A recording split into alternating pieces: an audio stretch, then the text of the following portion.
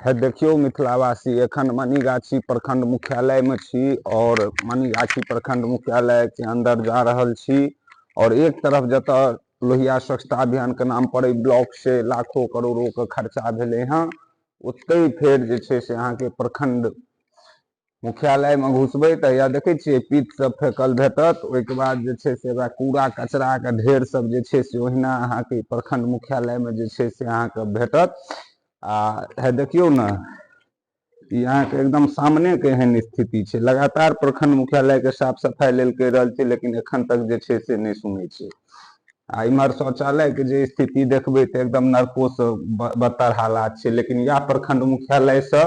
12,000 के शौचालय के नाम पर कताक लोग के भेट गेले हम तो कहे छी जे एतो वहां के 12,000 रुपया भेटे पदाधिकारी सबके जे कम से कम ब्लॉक के ई बाथरूम सब के साफ सफाई जे छे से अहाँ के कम से कम करवाबे आ प्रखंड मुख्यालय के जे गंदगी के माहौल में रखने छे ओइ से साफ सफाई सबसे पहले कैल जाए झोल मकड़ी जे लागल छे ओकरा पहले कम से कम ब्लॉक मुख्यालय के साफ सुथरा कैल जाए।